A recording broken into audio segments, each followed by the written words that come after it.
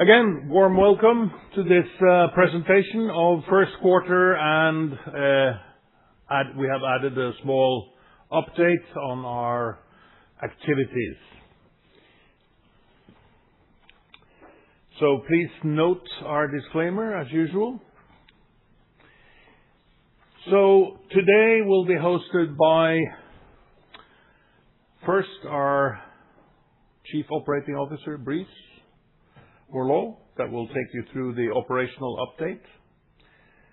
Then Jérôme Bertot will take you through the Maromba update. And then Thomas Young will round it off with the financial update. I will have the pleasure of taking you through a little lead-in where I boast about our exploits, of course.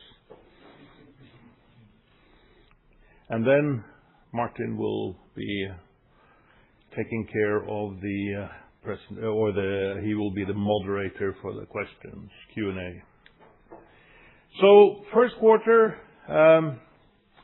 all projects on plan and cost.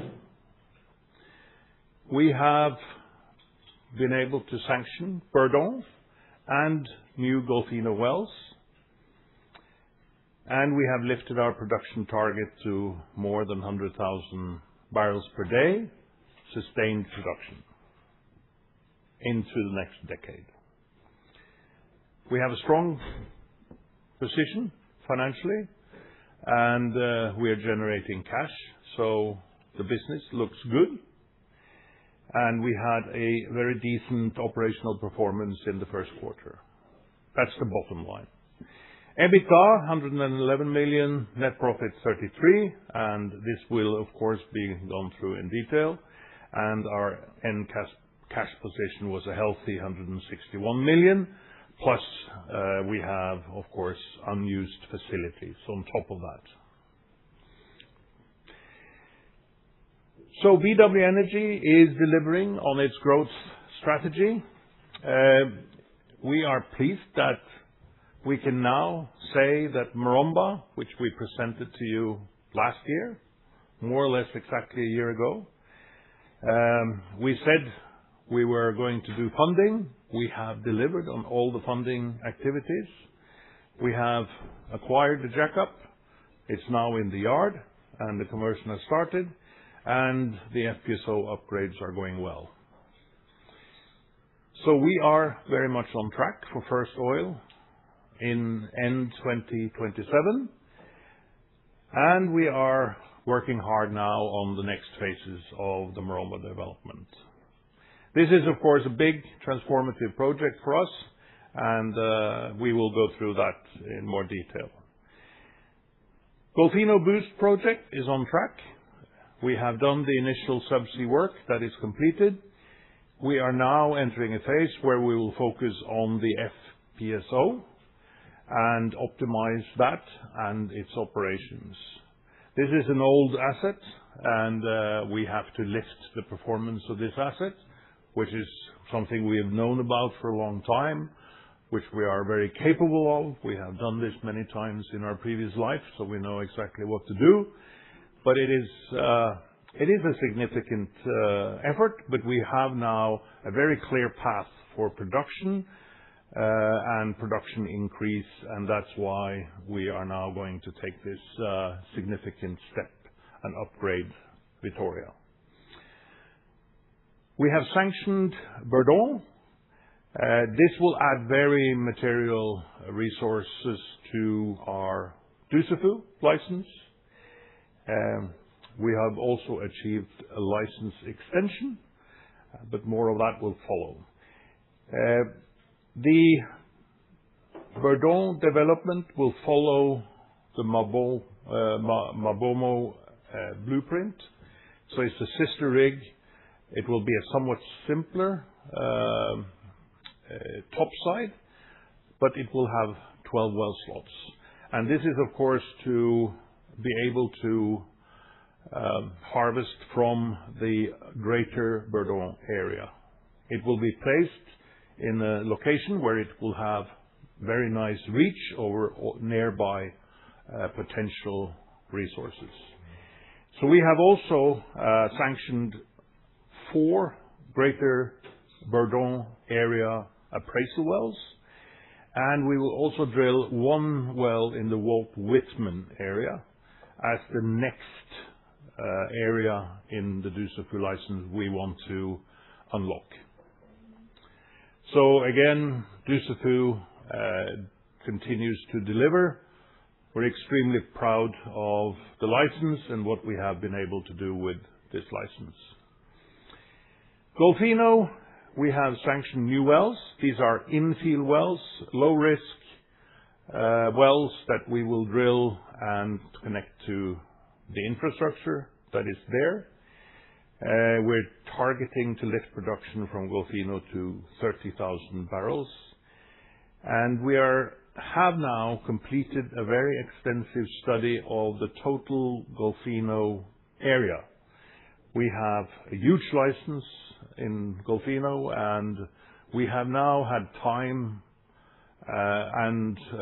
let's say we've had the time to go through all the data that we have acquired with the license from Petrobras, the previous operator. And we are finding a lot of opportunities. So more wells and more appraisals will follow on Golfino as well. And we have identified a huge number of targets for these activities. So we are actually 10 years this year, BW Energy. And if we look back from 2016 when we started, we estimate that about $300 million has been invested, and the current market cap is $1.5 billion. So we are, I think, rightly proud of that. And as we are going to explain today, there's a lot more coming, and we're targeting more than 100,000 barrels per day in 2028. So our model, we have explained this many times, but I think it doesn't hurt to repeat. We are looking at discovered resource, but that cannot be unlocked with potential. That's the first step. If we get access to it, we reuse existing infrastructure, we repurpose facilities. We thereby do not have to take on the huge investments associated normally with oil and gas developments. So we limit the cash at risk. We are now fully capable of doing all developments internally. Of course, we use subcontractors, but we run all our projects in-house. Then we prove up. We show that our models are working, that we get the production we're supposed to have, and then we scale. And on top of that, we have very efficient infrastructure financing. So we are very capital efficient. So this is the BWE model. I think we're quite unique in many of these aspects. And in particular, I think we're unique in our ability to repurpose existing assets and in the financing that we have managed to put together for these assets. So if you look at our assets, we have demonstrated this strategy, I think, very clearly. Dussafu started out 24 million barrels. Today, we have increased that by 580%. Golfino, not as significant yet, but we're working on it. And of course, Maromba, there was no clear path to development at all. So in percentage terms, it's unlimited, but of course it's 122 million barrels of reserves in the current development. So in aggregate, I think we have an excellent track record of expanding our high-quality resource base, and we have had excellent reserve replacement, which I think is also a bit unique, as this is getting tougher and tougher in the industry in general. Our portfolio, so today production is about 25,000 barrels per day. We operate 2 production assets, Golfino and Dussafu. And as you can see, we have 5 projects in execution, and our total reserve base is more than 600. And we have a lot of reserve life left at current production, but we're also, of course, working to increase our resource base. We operate in what we consider to be very stable locations, very stable countries.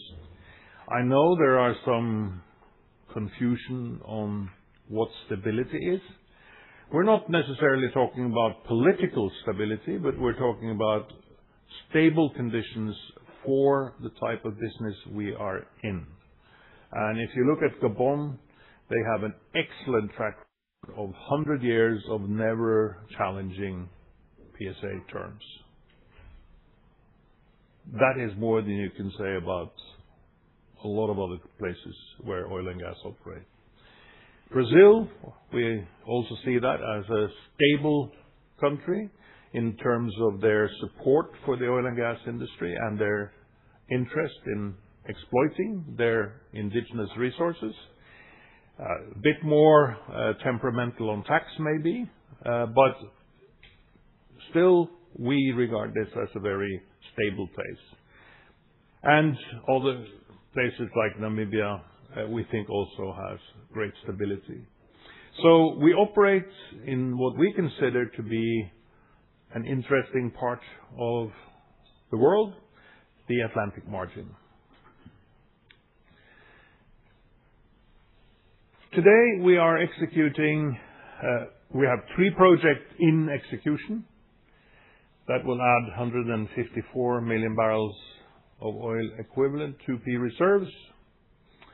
We have just FID'd 2 more projects which will add 68, and we have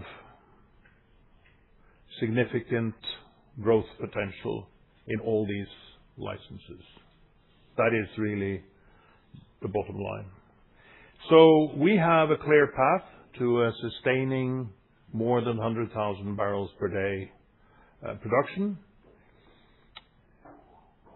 And as you can see, this is how it's composed of project producing, project in execution, and appraisal and upsides. And of course, we have a significant exploration activity. And just to remind everybody, we recently shot seismic of the Niosi and Guduma licenses in Gabon. We also covered the Walt Whitman part of the Dussafu license, where the seismic resolution was not perfect. So we are active also in the near field exploration activities already. So investment case, more than 600 million barrels of oil equivalent, reserves and resources, more than 100,000 barrels per day by end of 28, more than 30% IRR at 60, and we will generate between $2 and $4 billion at $60 to $90 oil price until 2030. So with that, I will hand over to Brice that will take you through Dussafu and Golfino and the operations in general, and then he will hand over to Jerome that will go through Maromba, and then we have Thomas that will take you through the financials. Thank you, Carl. Good morning, everyone. Operational performance and production availability stays high. At Dussafu, we completed a well workover to maintain ESP. The job was completed with a hydraulic workover unit, so without a rig, in 3 months. So we are very happy with this result. And Dussafu has since returned to normal operating level. Production availability for the quarter is high at 86%. At Golfinho, the production was impacted by one unplanned well maintenance, but corrective measures are on the way, and the availability for the quarter was 79%. On the rig schedule, we have decided to optimize the 2026 drilling sequence to confirm the potential of the northwest hibiscus area. We will drill 2 pilot wells, the 10P1 and 10P2, and the objective is to confirm this area upfront, because in the case of success, we will install 2 additional slots on the Mabomo well bay, and we will increase the well capacity of the platform from 12 to 14. So that means that at the end of Mabomo Phase 2 drilling campaign, we can add 2 additional wells, and we'll have 6 wells in production but by the end of 27. So therefore, we are updating the 2026 guidance to 23 to 26,000 barrels per day. The revised drilling sequence is a value-driven decision, and it sets the stage for higher long-term production capacity at Dussafu. On OPEX were impacted by 1 workover in Gabon and 1 unplanned maintenance in Brazil. So the Q1 26 OPEX came in at $26.9 per barrel. So this reflects 2 factors: the lower production because of the Golfinho well maintenance, and the workover cost at Dussafu.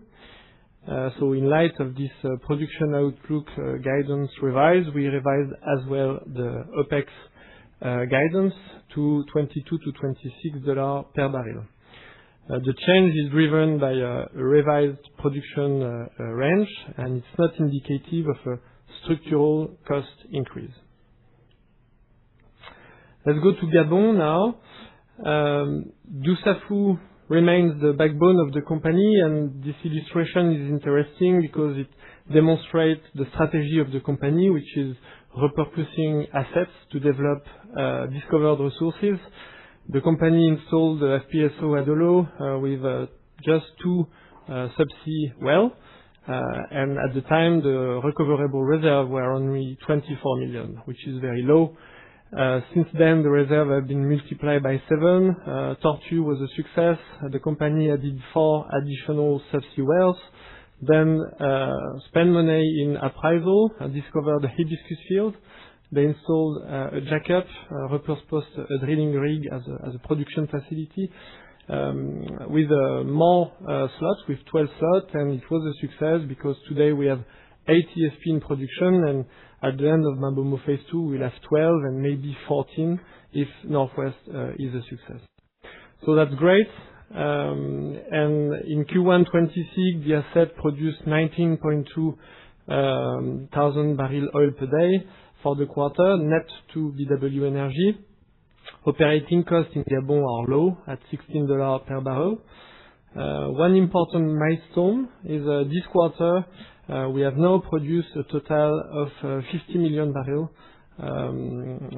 on the Dussafu license. 50 million barrels produced already in this license from zero. We are continuously adding new discoveries with minimal incremental capital, and we have grown the net 2P and 2C recoverable resources to 136 million barrels. Since 27, BW has delivered good reserve growth and multiplied by 7.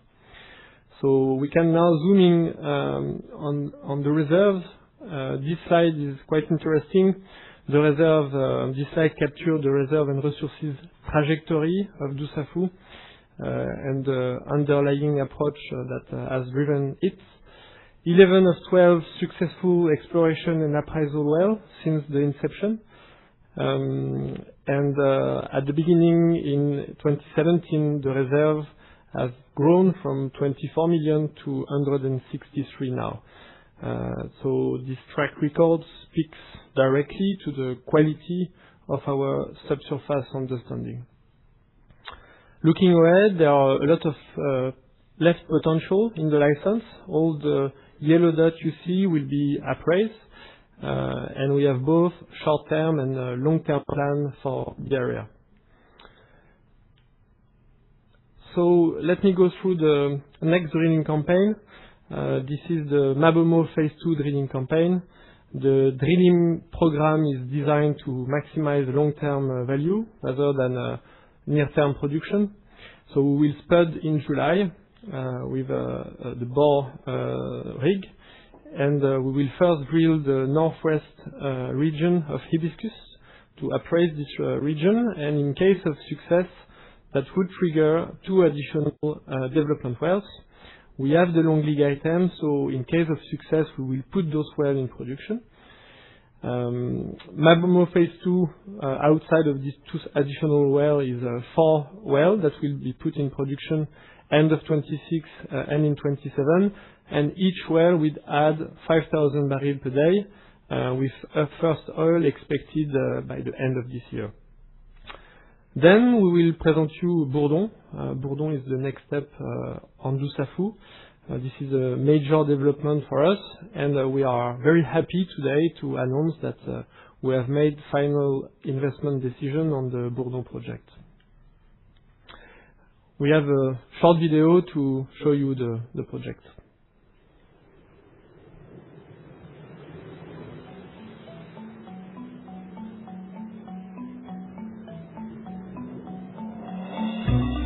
BW Energy started the development of Dussafu with a simple and fast-track approach, targeting the Tortue field. The field was brought to production in just 18 months, making it one of the fastest offshore greenfield developments ever delivered. BW Energy's strategy is to unlock discovered resources through phased developments and reuse of infrastructure. Instead of committing large capital to full field developments, we start with a minimum case, an approach that limits capital at risk and brings fields on stream quickly. Then, as production data confirms reservoir performance, we grow into the opportunity step by step, unlocking additional reserves and value over time. BW Energy has continued to successfully develop the area, with the addition of the Mabomo production unit in 2023, bringing the total production up to 40,000 barrels per day early 2025. In parallel with these key milestones, the exploration team drilled the Bourdon prospect nearby and discovered a presence of 25 million barrels of recoverable resources. The Bourdon discovery from 2025 is the next step in our phased development strategy. It will establish a new hub that will fast-track production through existing infrastructure and a new wellhead platform. The project economics are strong, with a break-even oil price around $45 per barrel and an average annual return above 25%. At Dussafu, our phased development strategy has already increased reserves more than 7 times the original estimates. We hope to create a similar story around Bourdon, which has several interesting upsides already identified. To date, BW Energy has discovered or successfully drilled 11 out of the last 12 prospects here, a remarkable track record for any operator. The development of the Dussafu area, together with the new Bourdon expansion, fortifies BW Energy's position as a key offshore oil producer in Gabon, accounting for 15% of total production in the country. The company continues to successfully expand the Dussafu reserve base, which, along with several other prospects yet to be drilled, will support the company's long-term production and value creation in Gabon.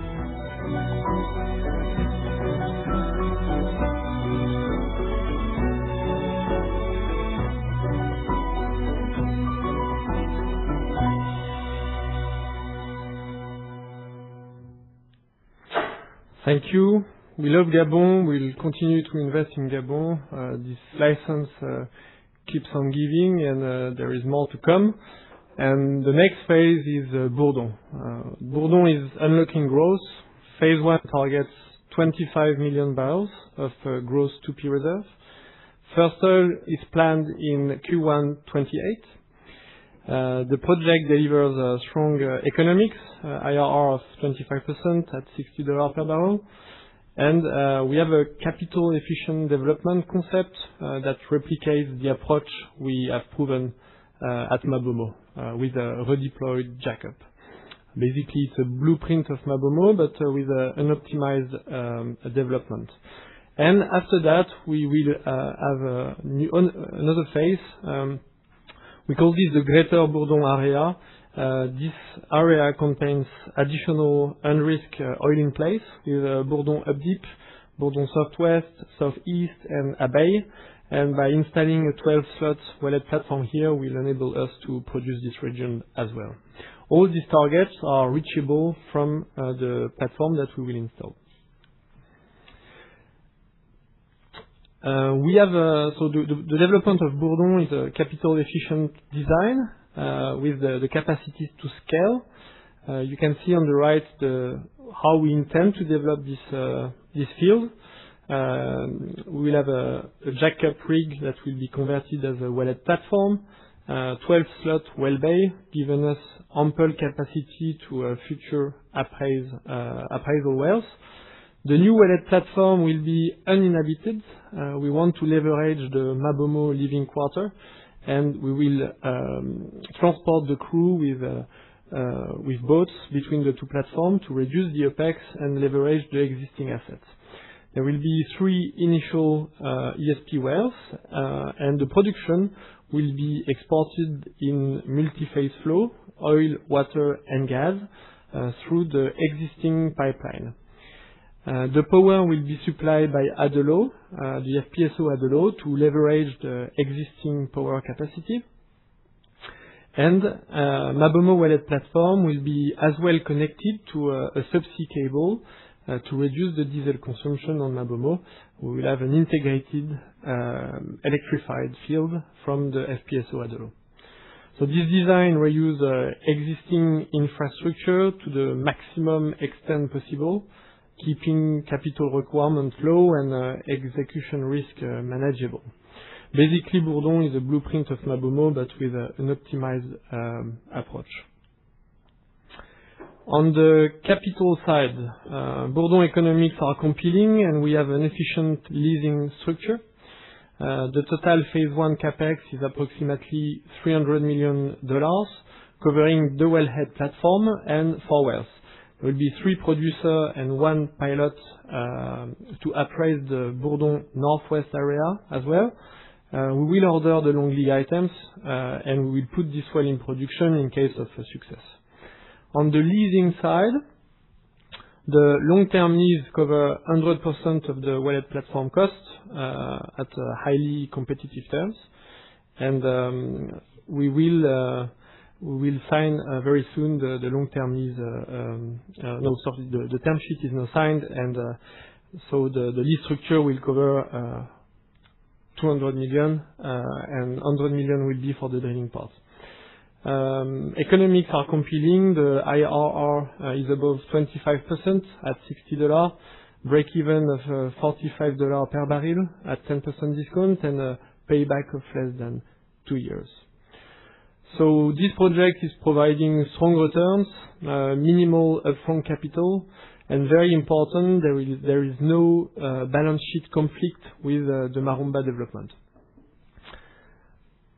This is for Bourdon phase 1, but we have other phases, and beyond phase 1 of Bourdon, I will show you how Dussafu looks like. We are working on a 5-year business plan. The Dussafu area has a clear multi-year drilling pipeline targeting 30 to 45,000 barrels per day.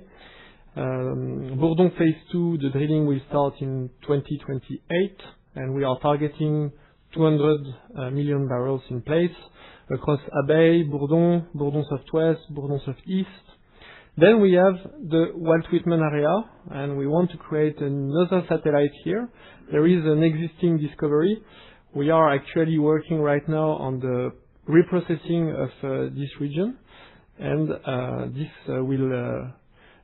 there is as well 200 million of potential oil in place in this region. And all in all, the total appraisal spend from 28 to 2030 is approximately $100 million. This is the future of Dussafu.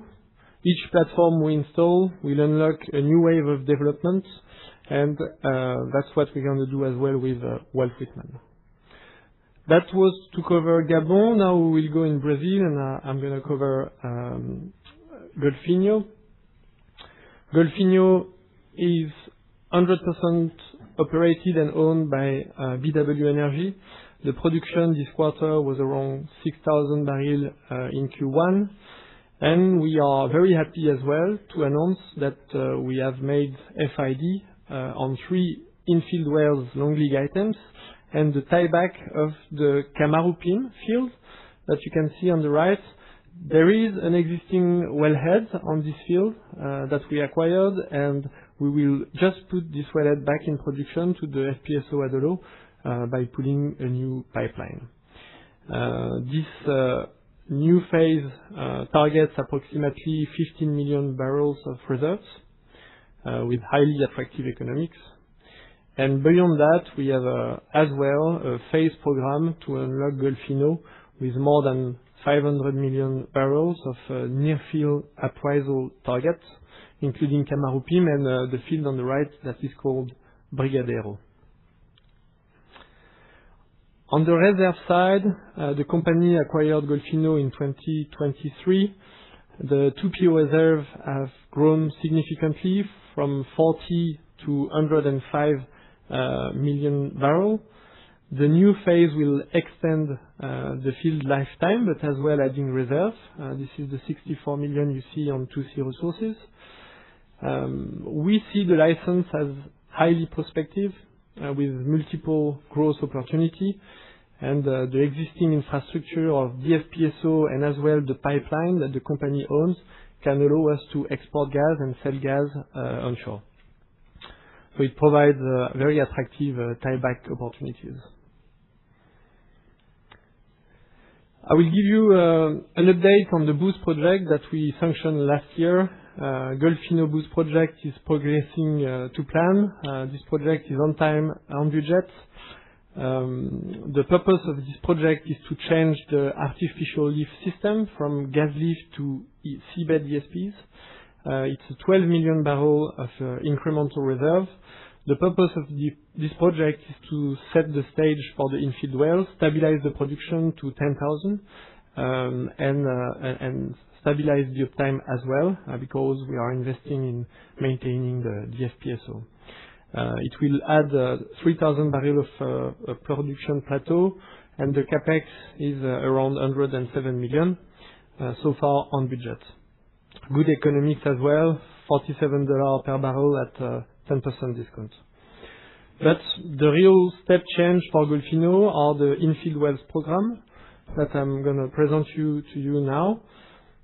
The Golfinho infill campaign tripled the production, roughly from the 10,000 after boost to 30,000 when the 3 wells will be online. The project includes 2 gas wells, the tieback of Camarupim, and a twin well, Golfinho 50, and 2 oil wells, 2 twin wells, Golfinho 51 and Golfinho 54. Production will start end of 28, and the main capex will be spent after Maromba first oil. The campaign targets 50 million barrels recoverable. Actually, those wells are some of the highest returning projects in our portfolio. In terms of CapEx, in total, we will spend 450 million, of which only 170 million are committed to the long lead items, with investments starting in H2 26. We want to order the long lead items to reduce the rig commitment time. The remaining 280 million are optional, and it will depend on the condition of the market. The development costs are quite low. It's $9 per barrel, and this is because of the existing infrastructure. And in terms of economics, the economics are excellent. Break-even of $40 per barrel at 10% discount. IRR above 50% at $60 Brent, and a payback of around 2 years. So in sum, the launch of the first well campaign on Golfinho makes a lot of sense for us now, and it shortens our decision cycle on rig contracting. And it allows us to act swiftly on attractive opportunity in a down cycle market. This is the live slide of Golfinho, and it's to give you the flavor of what we call Greater Golfinho area. There are a lot of opportunities in this block. We are currently working on optimizing Golfinho production through Boost. Then there will be phase 1 with the 4 wells, tieback of Kamarupim, and 3 infield wells in the reservoir we well know. And then there will be phase 2. Phase 2, there will be a second well in Kamarupim 5H, which looks commercially very accretive. And the broader area on phase 2 contains a mix of undeveloped discoveries with DSTs and exploration targets as well. We are actually working on reprocessing the seismic of this phase 2 region. And then there will be a phase 3. A study is ongoing to evaluate the possible tieback of Brigadeiro. There are as well discoveries on this block and DSTs. And then phase 4 is more exploration driven phase with additional targets within a tieback distance to the FPSO. This is Golfinho. This gives you an indicative plan of what we intend to do in the coming 5 to 7 years on Golfinho. But we are very excited with Golfinho. We see a lot of potential on the Greater Golfinho area, and we are looking forward to progressing the infield development program. Then I will give the floor to my colleague Jérôme that will present you the Maromba project.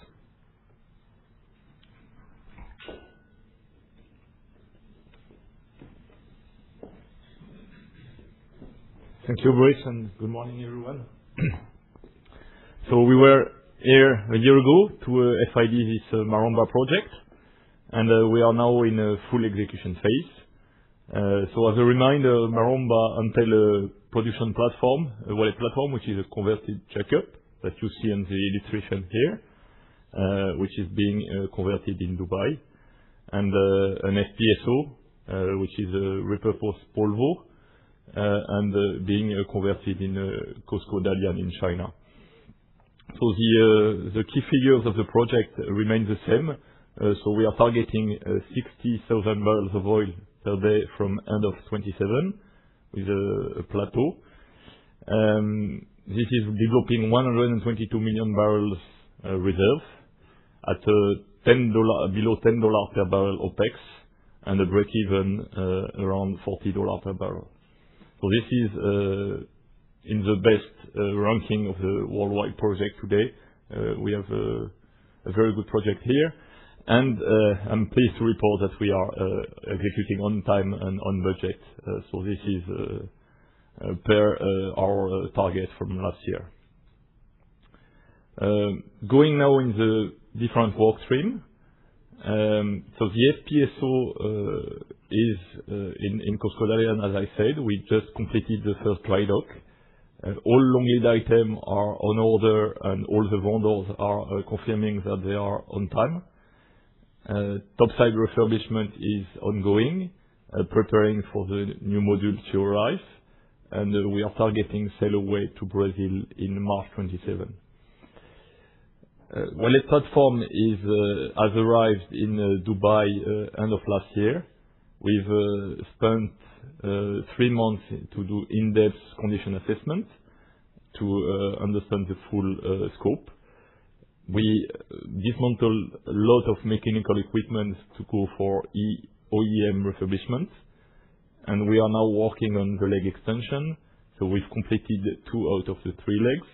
So we rotated the rig 2 weeks ago to be able to do the last leg extension. And then the next step will be to go to dry dock and then restart the unit before it leaves to Brazil. And the last work stream is preparation for drilling. So we've purchased all the tangibles. They will be delivered by end of the year. We are tendering all drilling services and the O&M services. We are planning to get the rig to be operated by a third party in Brazil. And we will work on the mobilization of... And so we will work on the mobilization of the crew in Dubai to commission the unit before it leaves to Brazil. So the idea is to have a fully commissioned unit before we leave Dubai. So going now into details of the FPSO. So we've been in dry docks during Q1. Dry dock lasted 55 days. We've replaced 1,500 tons of steel. This is a key milestone for the refurbishment of the unit. So the FPSO is now back at quayside, and we're working on the refurbishment of the top side, preparing for the new module to arrive in Q3. So that's new boilers and produced water module. And the idea is to start commissioning activity during the summer. So we commission in stage, and we can ensure that we will be ready on time for March 27 sail away. We also plan to get ANP, the Brazilian authority, to audit the FPSO end of the year. So we have some time to take their comments into the work we are doing in China and fix all snag list before we leave the quayside. So the jackup in Dubai, so this is a picture taken 2 weeks ago where we were doing the first 2 legs extension. We're using one of the highest cranes of the world, so this is the tallest in the Middle East. I've been actually on top of the leg. It's a bit scary to get there. So we are finishing this leg extension in June. We will be testing what we've done, so we will jack to the top, and then we are preparing to go to the dry dock. And in parallel of this activity, we are refurbishing all drilling equipment. So most of the critical equipment have been dismantled and sent to OEM, and they will start delivering during the summer. So cranes, BOP, drawworks, all this is being refurbished, getting ready for drilling. Of course, the situation in UAE has changed from late February. We have closely monitored the situation for our people first. We have plan in place should the situation deteriorate. And as well, we have had to follow closely all the logistic. So some equipment had to be rerouted to other ports in the region. But so far, we managed to get all the supply to come to Dubai. And the other work we are looking at is the final towing to Brazil. Of course, Hormuz Strait is closed now and will be difficult to pass, but we are already talking with the HLV companies and trying to maximize chances to be able to leave. And so this is work ongoing to make sure that we don't get any delay. So this is the overall plan and how it's getting together in 2027. So FPSO will be towed to Brazil from March 27 during 90 days. So the FPSO will arrive just before summer, and we have a couple of months of hookup and then commissioning. The wellhead platform will arrive in Q1 27 in Brazil, and the plan is to install a subsea template and then spud the first well. The idea is to have 2 wells ready when the FPSO is commissioned, so that we can make first oil with 2 wells.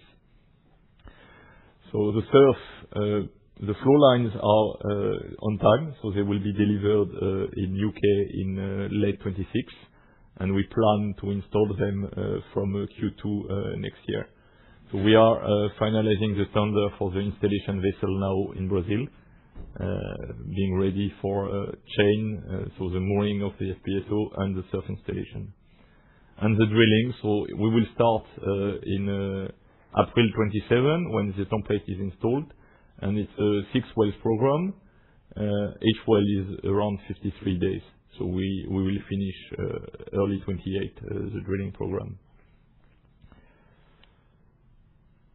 So this first phase of Maromba is 12 wells, so we are drilling 6 wells from next year, and then we will pause and then drill another 6 wells.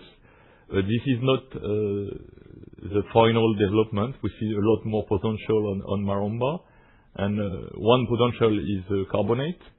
So carbonates are actually being produced in the region on Peregrino, have been produced on Peregrino with and Polvo as well. And we want to use our wellhead platform to appraise those carbonates. So this is a finger-shaped reservoir you see on the illustration.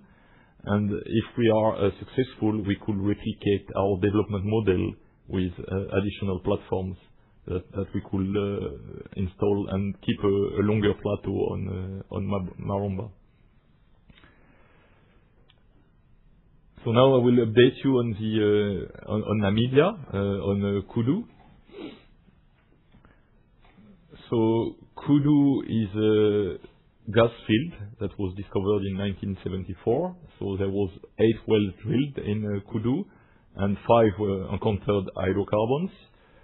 This is 1.5 TCF recoverable resources. And we've been doing a 3D seismic acquisition that allowed us to drill an appraisal well end of last year that encountered petroleum system, and we discovered liquid hydrocarbons. So the Karas-1 allow us to understand better the reservoir, but we've seen that we will need more appraisal program to be able to develop Kudu. And given this is not our core business to do this long appraisal program, we want to open a data room to bring in a partner to be able to do this program. Also, we see Kudu as very well located in the Orange Basin with all the other discoveries.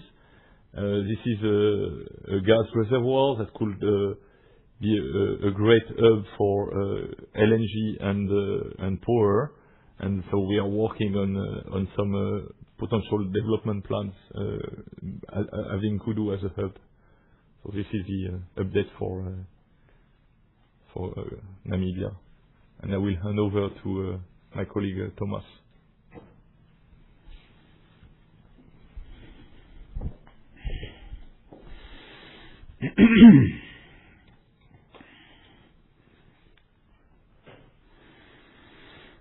Good morning, everyone. It's a pleasure to be here today. It's another exciting quarter for BW Energy. We have 2 big FIDs, so we're keeping fairly busy. With the current state of the macro environment, I think it's fair to say we feel pretty invigorated about our strategy, as well as maybe slightly vindicated in our position as a growth-focused E&P. And it's nice to have such a vast opportunity set of organic growth opportunities that we can deliver on that Reece and Jerome took us through. Let's look at some numbers. We had higher oil prices in Q1 that helped the quarter. That converted to an EBITDA of 111 million. Q1 net profit was at 33.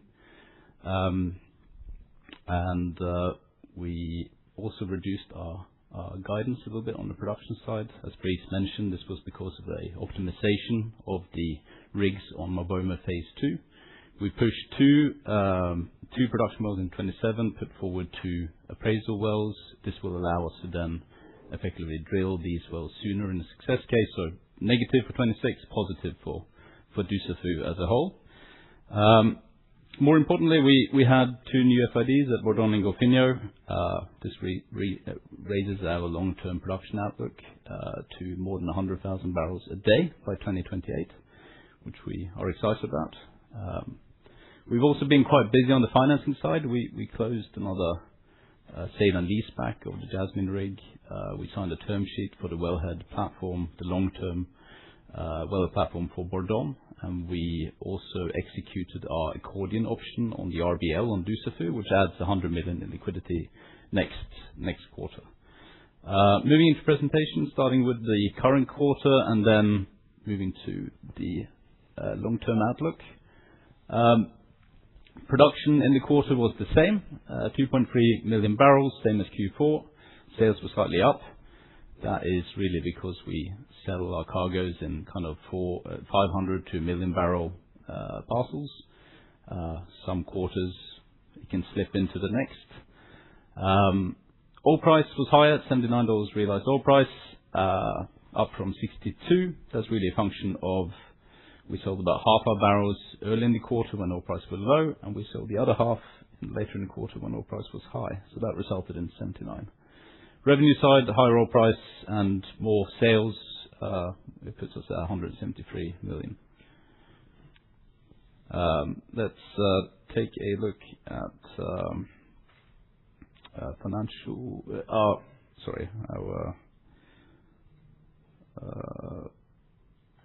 cash flow bridge here. We opened the quarter with 151 million in cash. Operating cash flow before working capital was 87 million. That was largely in line with EBITDA. Working capital change, probably worth mentioning what's going on here. We had a lifting at the end of the quarter, where a substantial part of that was pushed into the following quarter. We also had an underlift position in Brazil, inventory accruing at $104 per barrel, which was the oil price in March, which added to this. On the investment side, we invested $126 million in Maromba and Golfinho Boost primarily, but that was as planned, and we also drew down some debt to support those financing activities. So that leaves us at 161 million in net cash at the end of 26 and liquidity of 333 million. Probably worth mentioning that, I think Carl alluded to it, in addition to liquidity, we have about 350 million in undrawn project finance facilities across the Maromba wellhead platform and the FPSO. And next quarter, we're adding 200 million in addition between the RBL and the long-term lease, so worth noting. Turning to the balance sheet, I think the graphs show a pretty clear story. We're leveraging the balance sheet to support our growth phase. Our interest-bearing debt has gone from 300 a year ago to now 800. That's according to plan, and that's what we said we would do a year ago when we were here. Leverage ratio is increasing, naturally. A lot of these investments are, of course, EBITDA is coming 27, 28, 29. Book equity is increasing. You can see the equity ratio dropping a little bit. Again, a natural function of a growth phase. We're adding to the denominator total assets, which is then awaiting profit coming in 27, 28, 29. And liquidity, I think we've largely covered. So moving to the debt stack, you can see at the end of the quarter we had now 1 billion in debt. That is across 7 highly diversified financial instruments. Mostly are bank-based. They have a low costs, and they're quite efficient and long-term. I think probably worth mentioning is a couple of things there. Firstly, that we've structured our debt, so most of our amortizations are happening after Maromba First Oil. And a significant part of that, again, is very long-term infrastructure-based financing with 7 to 12-year amortization profiles. In addition, we've added some debt to the quarter, like we mentioned, 80 million on Jasmine, as well as 200 million coming next quarter. That's not currently reflected here in additional liquidity. Next, I'd like to spend a couple of minutes on how we think about our capital allocation framework. We have 3 tiers in order of priority. First is high return growth investments. We have a very large organic opportunity set of fully operated opportunities with an IRR ranging in 30, 40, 50% at $60 oil price that we feel compelled to invest in. Secondly, we have a target to optimize our capital structure. And to be specific on what we mean here, so we have a baseline of efficient long-term infrastructure financing that we intend to keep. It improves our economics. It's long-term, it's flexible. We have the other part, which is quite a bit of revolving credit facilities, either through RBL or on corporate level, which we want to repay after Maromba first oil. Once we've done that, then we have the firepower to keep investing in new opportunities as they come up. Lastly, we want to return excess cash flow to shareholders. We have a framework today where we can pay 50% on net profit as dividends after Maromba first oil. So we think this is pretty straightforward, and it's really what drives our decision-making day to day. Next, as we called it a strategy update, I felt compelled to make a slide that kind of explains how this all fits together. I think I see 3 structural advantages that sets us apart. Number 1, we can acquire proven reserves at an attractive entry price. There's not a lot of other oil companies our size that play in the greenfield space, so we're left mostly alone, which means we don't have a lot of competition. Also means that whether oil price is 50 or 150, you can still acquire barrels in the ground at a relatively low price. I mean, Maromba as an example, we acquired or to date, we've paid 30 cents per barrel 2P, and by the time we get first oil, we've paid roughly 90 cents per barrel 2P in acquisition costs. Secondly, we're a full cycle field and infrastructure capable company. I think what is worth focusing on, and Carl did as well, is really the infrastructure. Being able to manage, operate, deliver the infrastructure really sets us in a unique position when we develop new fields. It allows us to create efficient field developments that minimize cash at risk and also maximize returns and set up this phased approach. It's really where we see quite a unique opportunity set also in terms of how we finance the infrastructure, which is really how we unlock the greenfields through the financing as well. We've developed what we think is a creative, low-cost infrastructure-backed financing model. I can't take you through how that worked on Maromba as an example. Starting at the unlevered case, we have a 35% IRR at $60. That's already very good, or I think Jerome said world-class returns, which I agree with. We then added the FPSO financing, and the FPSO financing is interesting because it really relates to the redeployment of infrastructure. When we take a redeployment versus a new build or a new conversion, it's mostly pipe, steel, repair, life extension, boring work, but it's shipyard work, which increases the local content of the project, which then enables ECA financing. So that's export credit agency based financing because of the high local content. So countries try to get you to their country to do their project, and they provide an insurance wrap around it. That then allowed us to finance the project 80%, 9.5 years door to door at SOFR plus 2.8% margin, which is competitive in our business. On top of that, we've created a greenfield infrastructure finance model with Chinese leasing houses. This has been something we've been working on for many, many years. It was always a core idea behind the B2B strategy, and now we're delivering on that. So in total, we have a very I would say, repeatable model. We've done it on Dussafu, we're doing it on Maromba, and now we're about to do it on Bourdon. So let's take a look at our project pipeline. This is an extended pipeline. It shows really everything that we plan to do with what we already have. On the green side here, you can see these are projects that we have FID'd or sanctioned that we are executing on. On the grey side, there are things that are coming. I think we covered a lot of that. The green side, it represents 222 million barrels of net reserves to BWE. These are our investments that have a portfolio NPV zero break-even of about $40 per barrel, which we think is quite strong. And I think a key takeaway here is you can see in Gabon, we're pretty much drilling for the foreseeable future. And in Brazil, we're doing the same. We're ping-ponging between Golfinho and Maromba for the next few years. And this really reflects our company's value buckets, as you can see. Moving to our sources and uses. So we have on the left-hand side, we have our sources. On the right-hand side, where we're going to spend it. We're focusing on Maromba first oil. That's been, we've done that. We did that also last year. It's both life before and after Maromba first oil, and Maromba is a little bit closer today than it was a year ago. We're 18 months away. And the reason we do that is because after Maromba first oil, we're pretty much self-funded, and this,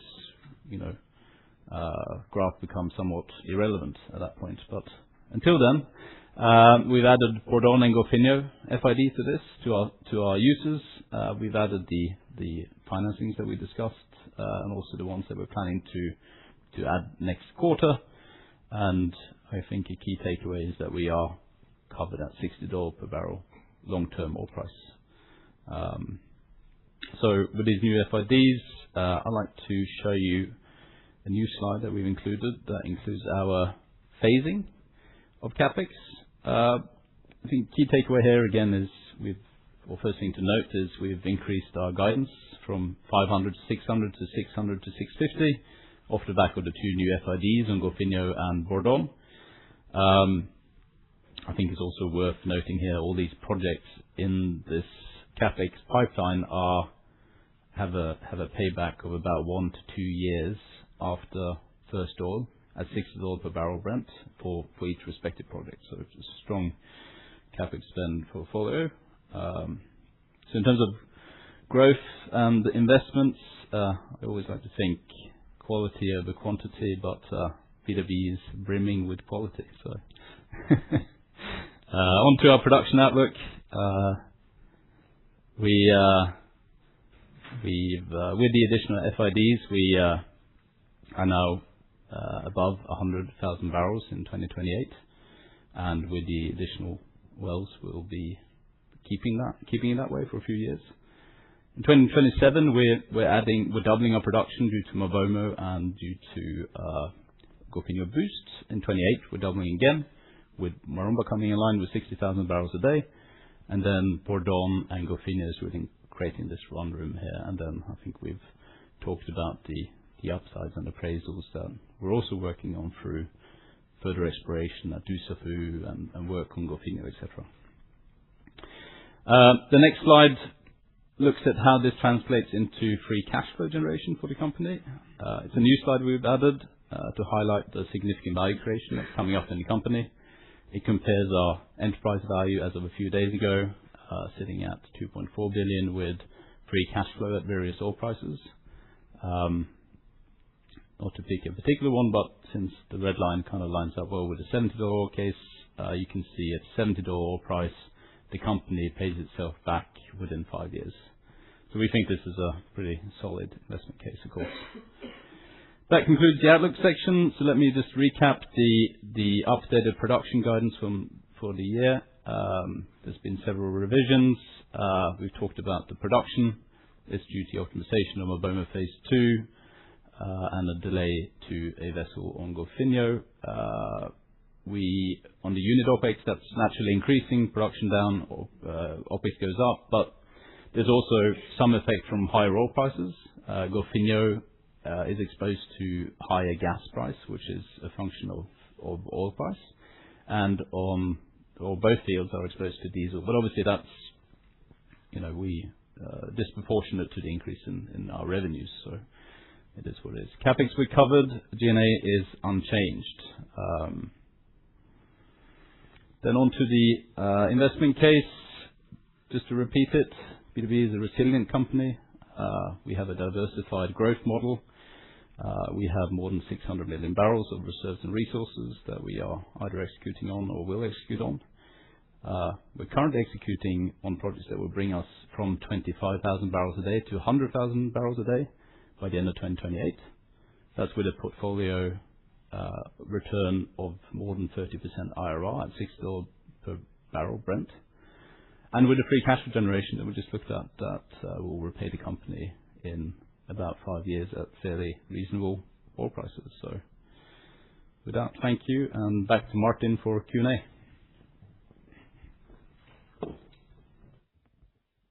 Yes, great. We will start with questions from the audience and then move on to questions online. So anyone online, you can just start sending in questions, and we will take them in the end. So maybe we start from here, right? I have a helper here in the audience too. So.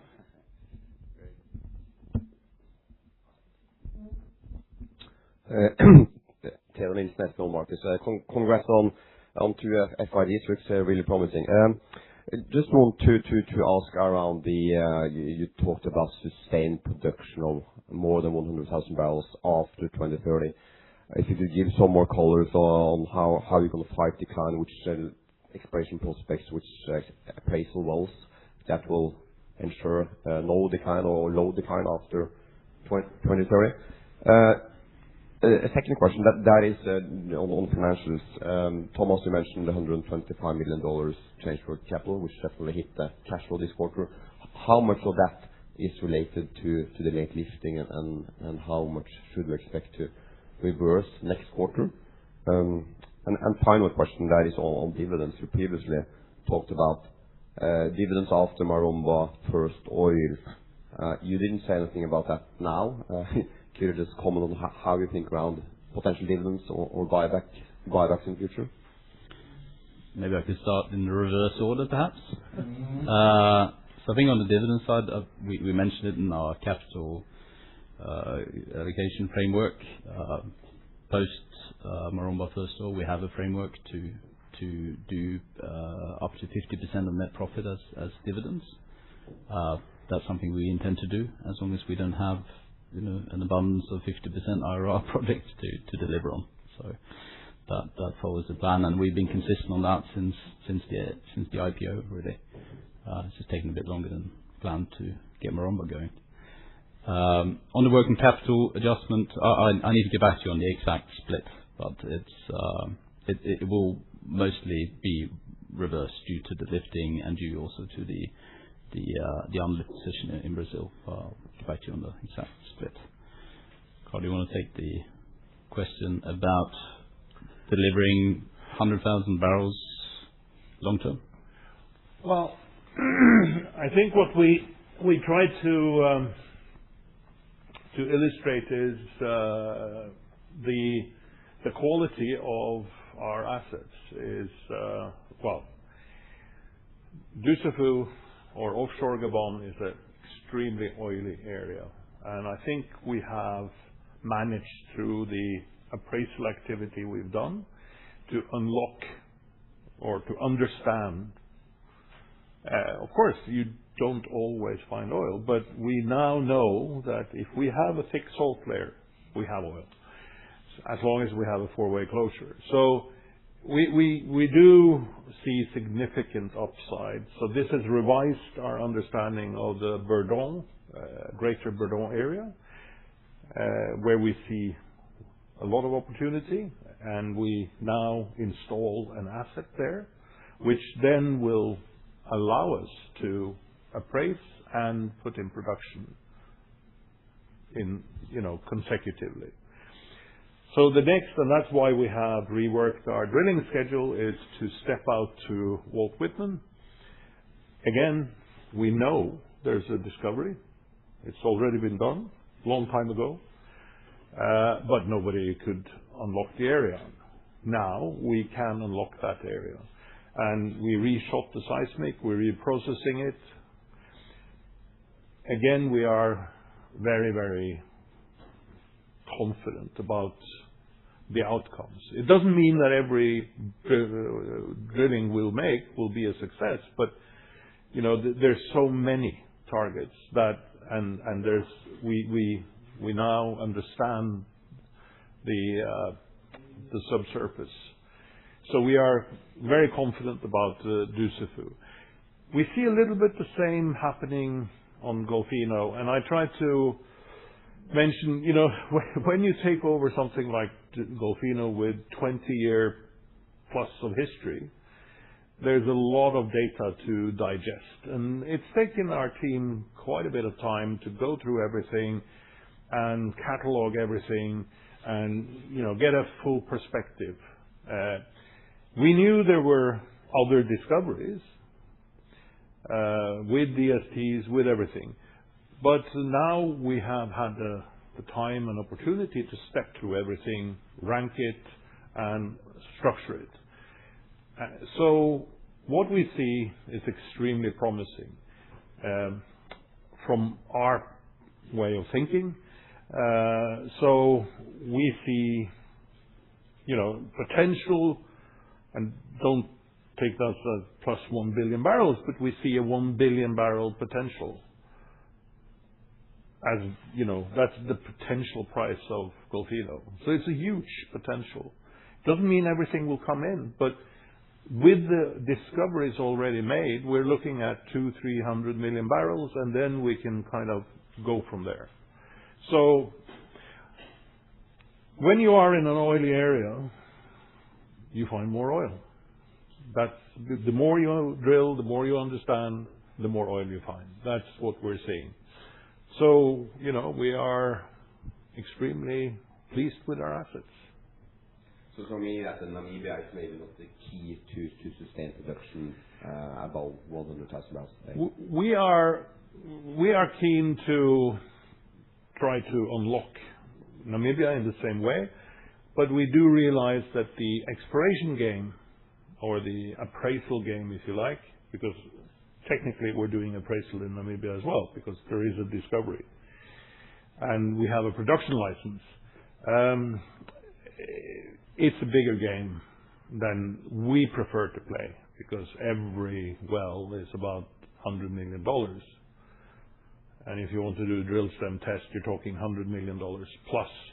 So in Namibia, we are thinking more, could there be potential partnerships?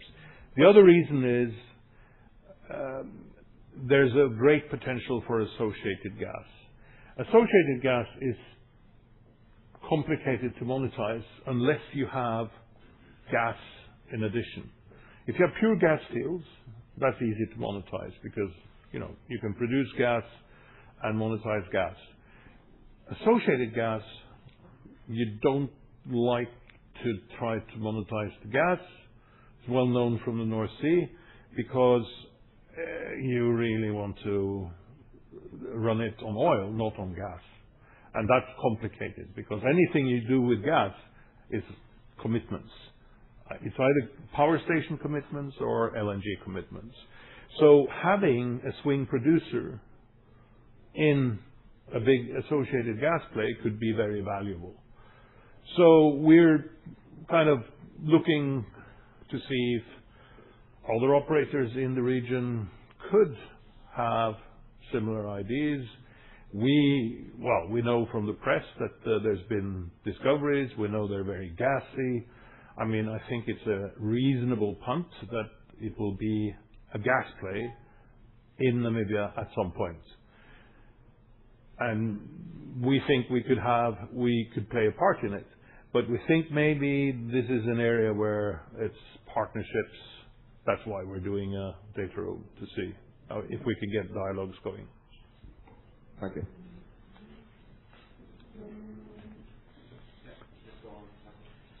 Stefan again from DNB Carnegie. 3 questions. On Dussafu and Adolo, could you remind me just the production capacity on the FPSO? And what's your ambition there for sustaining plateau now with Bourdon phase 1 and 2 and Walt Whitman? My second question on Golfinho, seems to be some more gas coming out there. Wondered what the offtake agreements are and what kind of gas prices you could realize there. And on the long-term sort of 100,000 barrels per day plus, could you provide some color on the CapEx required to sustain that level, normalized CapEx, if we assume BW is going to some sort of normalized territory within that time? Thanks. Would you like to do that? So on the first question on the, maybe I go there. On the nameplate of Adolo, we've done some study and we can produce more than 50 actually, would be the nameplate so far. We can produce more than 45 and we think we can reach a plateau at 50. All the technical study have been done. So no limitation on the top side of Adolo so far. Bourdon first phase will be between 12 and 15,000 barrels a day with the 3 initial wells. But we will maintain the plateau with the phase 2. We want to start phase 2 in 29, and we have more than 10 wells in the pipeline of the greater Bourdon area, 10 targets, on top of the 3 wells that we will put online in 28. So we hope that by the end of 29, early 2030, we will have the 12 slots producing from the Bourdon area if the appraisal happen to be successful. What was the last question? Question on gas offtake. Yeah, gas offtake. So we own the pipeline, which is a great value in Brazil because we can sell gas onshore. We are actually working on a gas purchase, sell and purchase agreements with companies on the market in Brazil, and we cannot communicate today the terms, but we are working on it at the moment. And the long-term CapEx, maybe if you want to. Yeah, just to kind of cover that. I mean, I think we've said this before. What we import out is about 10% of Brent, so you can kind of assume what we'd export out is roughly around the same price for the gas in Brazil. In terms of CapEx, that's a good question. We haven't done the exercise yet, so we've been focused on our project. So, and having a mix of subsea developments as well as exploration as well as dry tree, it's hard to kind of pin it down to a specific number to achieve an exact production. What was the question specifically on the company, or was it on Dussafu? CapEx to keep that production level At Dussafu or BW? of total. Total. So Yeah. sort of just some sort of normalized cash flow number is what I'm trying to get at. Yeah. No, we'll have to get back to you on that. Yeah. But basically, to maintain the production, actually in Brazil, we will have phase 1 of Maromba with 6 wells, then phase 1 of Golfinho with 3 wells, then phase 2 of Maromba with 6 identified wells, and we'll have phase 2 of Golfinho that we already identified with 3 additional wells. And that will continue like that. After phase 2 of Maromba, we will appraise the carbonates of Maromba. That we will penetrate actually in phase 1, so we'll have a flavor of it. And it's going to be the same process in Gabon. The good thing in Gabon is we have already the infrastructure, and in Brazil as well, so the additional cost would be more drilling cost than infrastructure cost, because the infrastructure we have in Gabon and Brazil can accommodate more production. Thanks. I think you could take a look at the slide with the investment outlook that obviously reflects then the project that's been sanctioned, and then beyond that we'll have to add some investment, I think, to keep it going.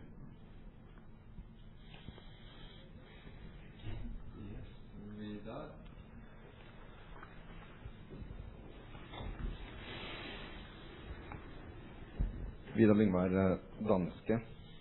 Thank you so much for the presentation today. It's been a thorough walkthrough. I appreciate that. I wanted to touch upon the Maromba and the potential execution risk there. You mentioned Strait of Hormuz is clearly closed. you want to have a sail away of the Valnet platform there in late 2026. You're talking about with the heavy lift contractors to mitigate that risk, but how can you mitigate it if it's closed? Surely, if we get to late Q4 and Strait of Hormuz is still closed, we have bigger problems in the world. But how much time do you have to contract that before you're starting to? You have to remember one thing: we're Chinese. Our rig is owned by the Chinese, and our heavy lift will be owned by the Chinese. So we're going to be Chinese when we go out to Hormuz. Excellent point. But if there is a delay, you have a lot of capex on Maromba. How should we think about potential capex overruns if there is a delay into 2027 for that sail away? Well, I think the biggest risk of delay, I agree we shouldn't just laugh Hormuz away, but we do think that we should be able to transit Hormuz because of our somewhat peculiar nationality. We think the bigger risk is in actually getting started and getting all approvals in Brazil. That's traditionally the risk. We have spent a long time reviewing every FPSO project and every other project that we have been able to get data on, and what has been their issues, why have there been delays in approvals. So of course we try to cover everything we can. Our sensitivity, we have run a sensitivity of 6 months we can easily sustain. If we get more than 6 months, then we will be, I wouldn't say in trouble, because it depends again on oil price, etc., going forward, of course. So, it becomes tighter if it's more than 6 months, to put it that way. So our sensitivity is 6 months is kind of in our plan already, up to 6 months. Great, appreciate the comment. Yeah. Just if I may add, we want to start the drilling in April 2027 to make first oil in September. So even though we will have the rig to come a bit later, we could still manage to do first oil next year, but maybe only with one well. So basically, we may have a bit of delayed production, but not fully delayed project.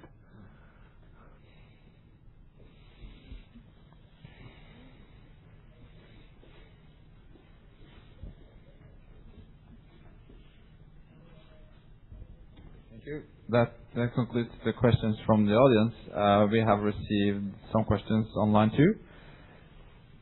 So perhaps, Brice, could you just go through the plateau production at Bourdon Phase 1 and talk a bit about Bourdon Phase 2, how we anticipate taking FID on that? Yes. So plateau production, 3 wells, from 12,000 to 15,000, as I said. And then we will trigger Phase 2 in 29, and we have 10 additional opportunities in the pipeline for the greater Bourdon area. So all these wells will come online as we appraise the greater Bourdon area. What makes the Bourdon development simpler compared to MaBoMo, and why did you go down this road? Yes.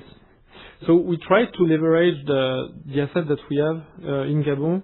We have additional power capacity on Adolo, so it was cheaper to send the power from Adolo. If you want to generate power on Bourdon, you need to have a process to separate the oil, the water, and the gas. Take the gas, use the gas to produce electricity. So then it comes with a very expensive platform. The idea is to use the existing facility that we have. So we will send the gas directly to Adolo, process the gas, and produce electricity and send the electricity directly on the web platform of Bourdon. It's not very expensive to pull an additional subsea cable to Mabomo, and actually it's going to be quite a good saving in diesel consumption, and we will reduce as well the greenhouse gas emission of the whole field. And on the manning, we have quite a strong platform on Mabomo with enough people to operate the platform of Bourdon. So the idea is to install boat landings and use crew boats to transfer the crew of Mabomo to operate the Bourdon wellhead platform. So every morning the team will go there to operate the platform, but we will use the existing team we have already on site and optimize the OPEX of the fields.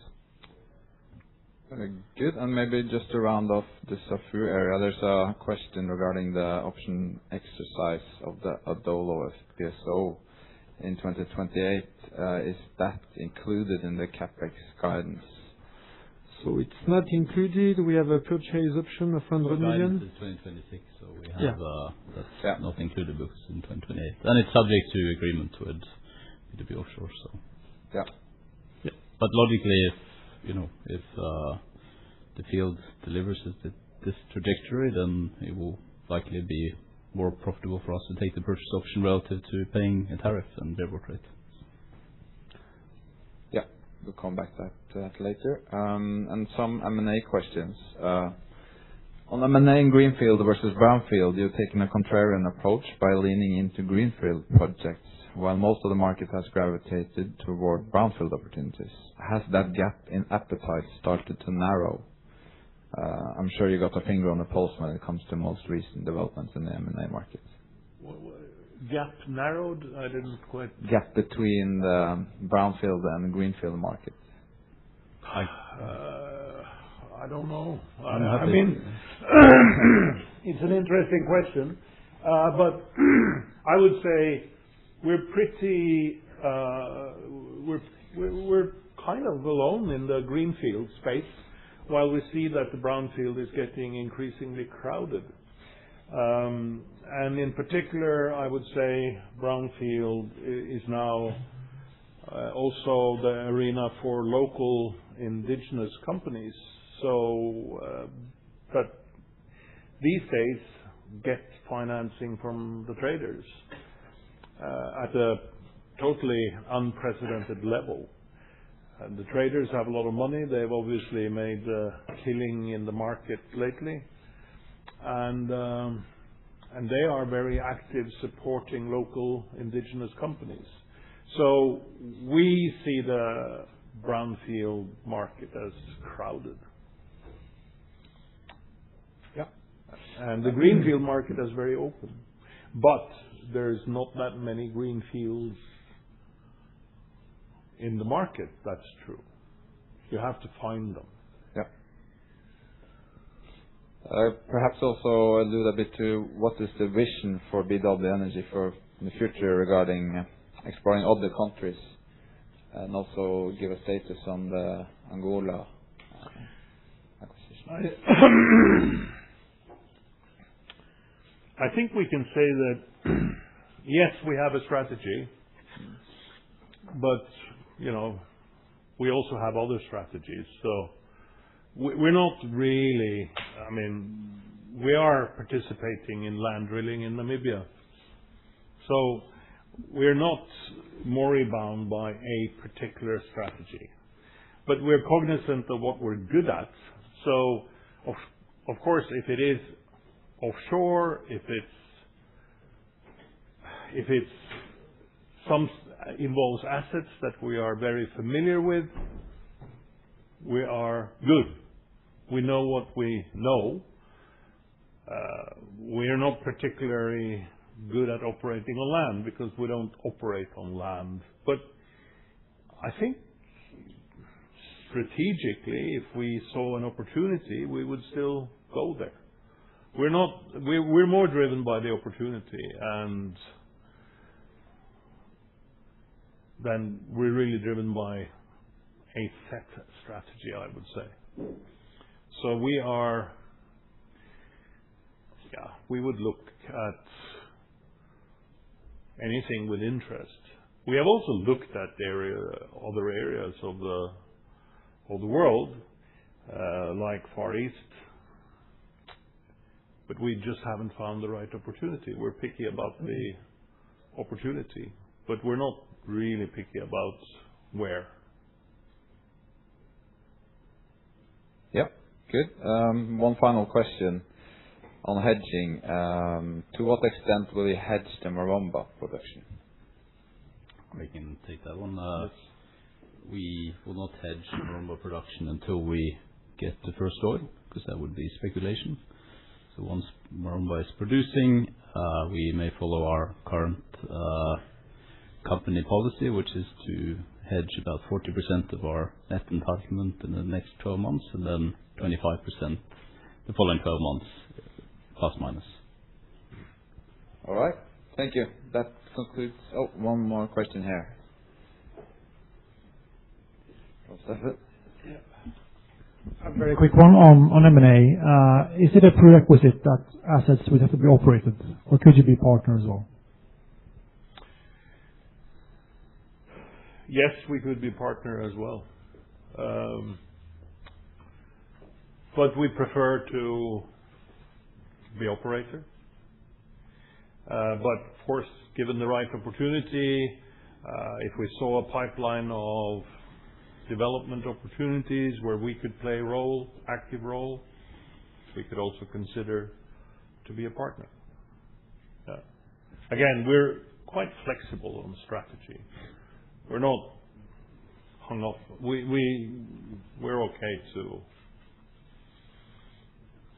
okay to be opportunistic. All right. Thanks. All right. That concludes the presentation. So thank you for showing up here today, and thank you for attending online. Yeah, thank you so much for your participation and interesting questions. Always enjoyable to do this face-to-face, so have a very nice day. Thank you.